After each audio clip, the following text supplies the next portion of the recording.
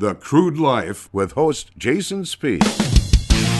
My name is Jason Spiess, and this is the Crude Life Daily Update. Thank you, folks, for joining us. On today's episode, we talk with Geoff Simon with the Western Dakota Energy Association. In just a moment, part of our exclusive interview with Geoff Simon with the Western Dakota Energy Association right here on the Crude Life Daily Update.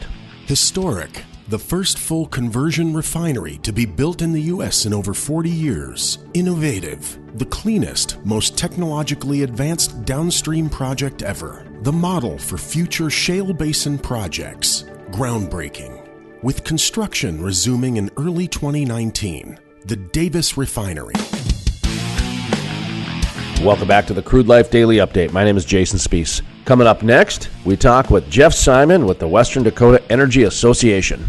The idea, I think Bernie Sanders has said, he wants to ban hydraulic fracking. Well, the president can't ban. That would have to be an act of Congress that would do that in the first place. So it's sort of outlandish to begin with. But, you consider the alternative here.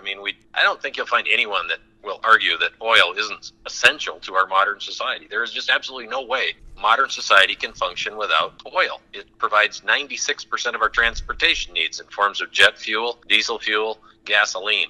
So what's your alternative to that 96% right now? You've got a few electric cars on the road. So, here's the choice. You can get your oil from domestic production, or you can have it come in a tanker from Saudi Arabia, and then you can fight foreign wars and continue to worry about instability in the Middle East, things like that. That's really the choice here. I think that's the difference we've seen between the Trump administration and the Obama years is that, Trump has really unleashed domestic production in this country to the point where, we're literally energy independent here. We don't have to worry about what goes on in Saudi Arabia or Venezuela or another of these countries where we have been dependent on oil. That's the political reality of this thing.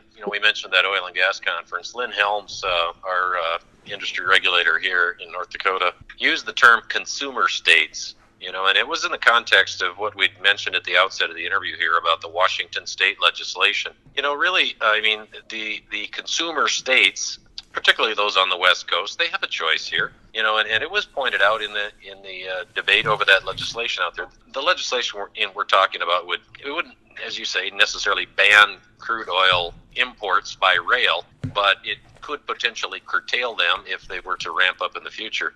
But the choice really for Washington State, again, there is, do you want this crude from domestic sources where it's creating American jobs and people are paying American taxes, or do you want it to come in through Puget Sound on an oil tanker from the Middle East?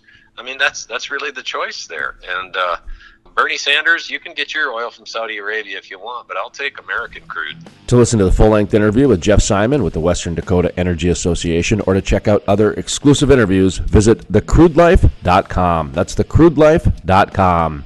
Check out our social media pages, 350,000 plus energy enthusiasts at thecrudelife.com. Click on the social media tab. From the YouTubes to the Facebooks to all the tweeters, all there at thecrudelife.com. Click on the social media tab. From the staff here at the Crude Life Daily Update, my name is Jason Spiess, asking you to keep calm and frack on.